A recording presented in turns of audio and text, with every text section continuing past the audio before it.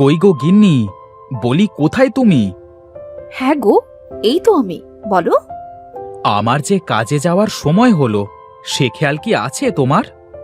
আমার তো রান্না শেষ হয়েছে, তুমি হাত মুখ ধুয়ে বসো, আমি তোমার জন্য খাবার দিচ্ছি। ঠিক আছে গিন্নি, একটু তাড়াতাড়ি করো।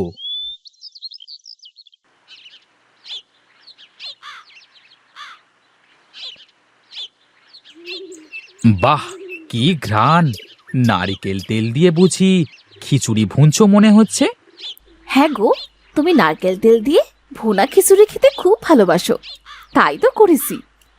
হ্যাঁ জানো গিন্নি, এই নারিকেল তেল দিয়ে ভুনা খিচুড়ি সেই আমার দাদা, তার দাদার আমল থেকেই চলে আসছে। এই জন্যই তো তোমার সংসারে এসে আমাকেও রান্না শিখতে হয়েছে। এই নাও, এবার গরম গরম খাওয়া শুরু করো তো। হ্যাঁ হ্যাঁ, খাচ্ছি। গিন্নি, তুমি বরং আমার জন্য এক মুঠো খাবার বেঁধে দাও, দুপুরে কাজের ফাঁকে সময় করে খেয়ে নেব। ঠিক আছে, বেশ তাই করছি।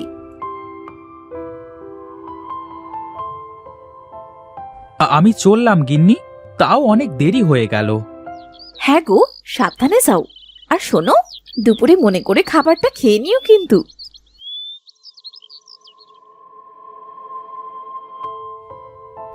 আহা, কি অপরূপ দৃশ্য! এই গাছ, এই পাখি, এই মাঠের ফসল, আমারও পরানো যাহা চায়, তুমি তাই, তুমি তাই গো, আমারও পরানো যাহা চায়। হুম হুম হুম হুম হুম হুম হুম হুম। বাহ, আজ মনে খুব সুখ মনে হচ্ছে। হ্যাঁ তা তো বটেই রে, মনের সুখই তো আসল সুখ। করো তো সেই হাড় ভাঙা খাটুনি, কাঠ ফাড়ার কাজ, তাও মনে এত রং।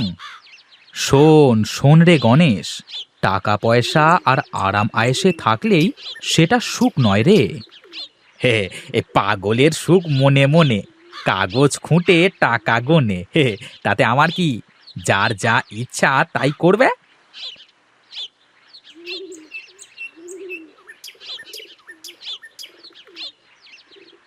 কি রে নিতাই, তুই এসেছিস?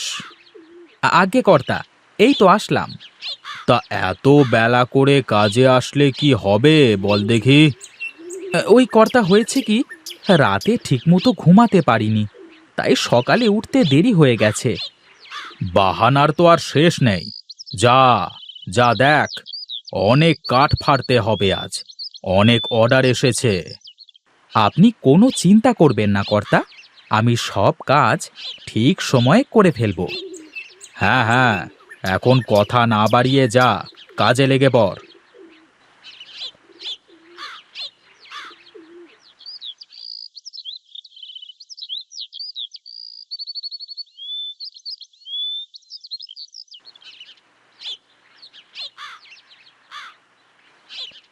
কি রে রামু, এখনো বসে আছিস যে? দুপুর তো হয়ে গেছে, খাবার খাবি না? এই তো কর্তা, আর একটু হিসেব বাকি আছে, কাজ শেষ হলেই খাবো। তোরা দুই ভাই এত মনোযোগ দিয়ে কাজ করিস বলেই আমি নিশ্চিন্তে থাকতে পারি। কে ভাই? নিতাই? নিতাইকে তো আমার ভাই বলতে লজ্জা করে কর্তা। কি বলিস রে, নিতাই তো তোর আপন ভাই। আর বলবেন না কর্তা, এখনো সেই পুরনো সব রীতিনীতি, কি সব অদ্ভুত কাজকাম করে। তারপরেও তো নিতাই তোর আপন ভাই রে পাগল। যা, তাড়াতাড়ি কাজ শেষ করে খেয়ে নে। কি রে নিতাই, এত কম সময়ে এত কাঠ ফাড়লি কেমন করে?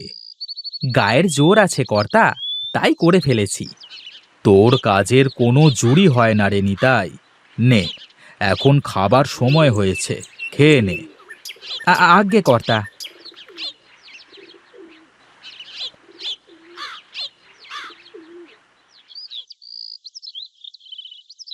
আহ, কি সুঘ্রাণ! খাবার খাওয়ার আগেই যেন পেটটা ভরে যাচ্ছে। বলি, এত সময় খেতে লাগলে কাজ করবে কখন শুনি?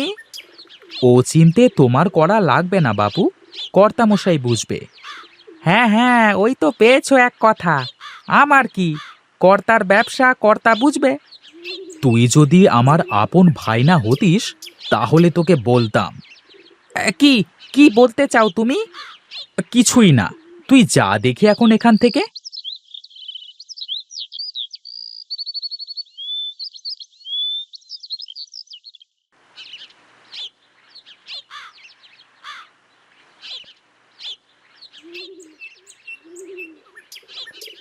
আজ তাহলে আমি চললাম কর্তা। সব হিসেব ঠিকঠাক করেছিস তো? আজ্ঞে কর্তা, আমি সব হিসেব ভালো করে মিলিয়ে রেখেছি। ঠিক আছে, তাহলে তুই যা এখন।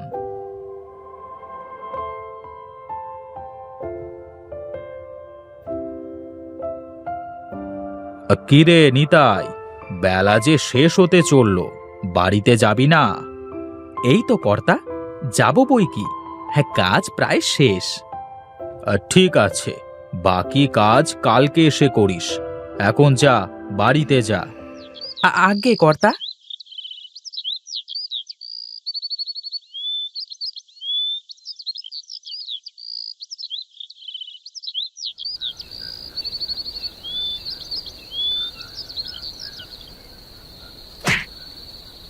কি হলো? ভূত ভূত ভূত!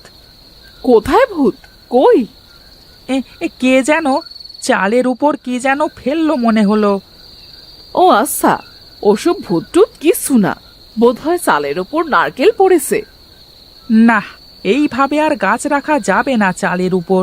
আর একটু হলেই তো স্ট্রোক করতাম আমি, যা ভয় পেয়েছি। এই নাও, শুয়ে পড়ো, আমার খুব ঘুম পাচ্ছে।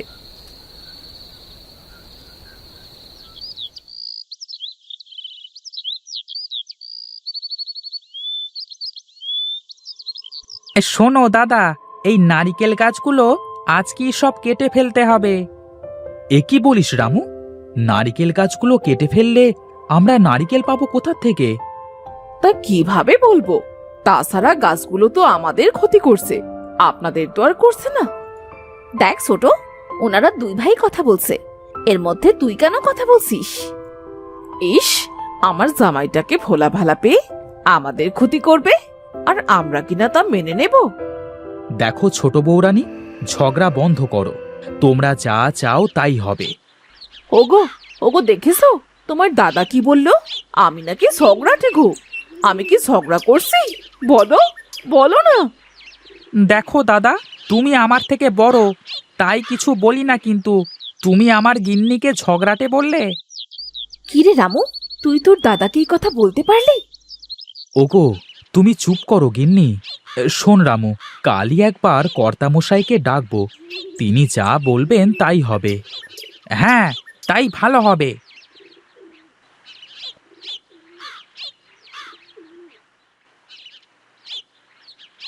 বল রামু, কি বলবি? কর্তামশাই, আমাদের বাড়িতে যে ভাগের নারকেল গাছ আছে তাতে আমার ঘরের ক্ষতি করছে। আমি নারকেল গাছগুলো কেটে ফেলতে চাই। কি রে নিতাই, তুই কি বলিস? কর্তা, আমরা বংশ পরম্পরায় নারিকেল তেল দিয়ে নানান খাবার তৈরি করে থাকি, তাই নারিকেল গাছ আমাদের দরকার হয়। নিতাই তো ঠিকই বলেছে, কিন্তু এতে তো রামুর ঘরের ক্ষতি হচ্ছে। তাহলে কি করা যায়? কোথায় ক্ষতি হচ্ছে কর্তামশাই? কোথায় ক্ষতি হচ্ছে মানে? গাছগুলো তো সব হেলে আমার চালের উপর এসে আছে। কাল রাতে একটা নারিকেল যেই চালের উপর পড়েছে, আমার তো জানই যায় যায় অবস্থা। ওরে বাবারে!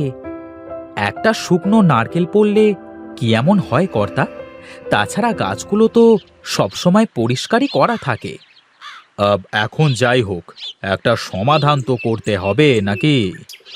হ্যাঁ কর্তা, আমি এর সঠিক সমাধান চাই।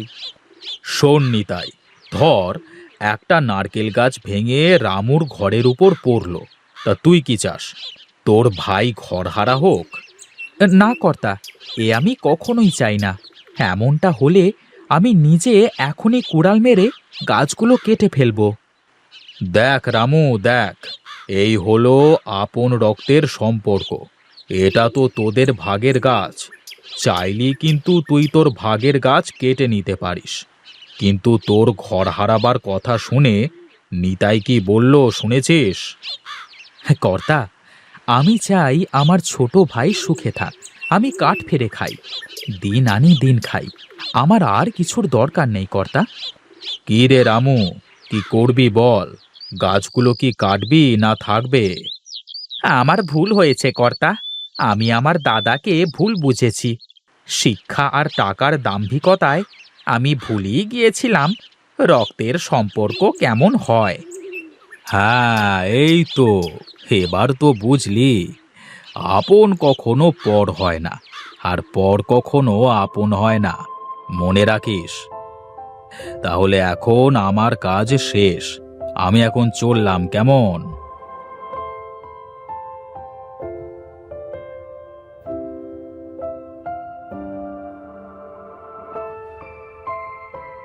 আমার ভুল হয়ে গেছে দাদা, আমাকে তুমি ক্ষমা করে দাও। ওরে পাগল, তুই যে আমার ভাই, আমি কি তোকে ক্ষমা না করে থাকতে পারি?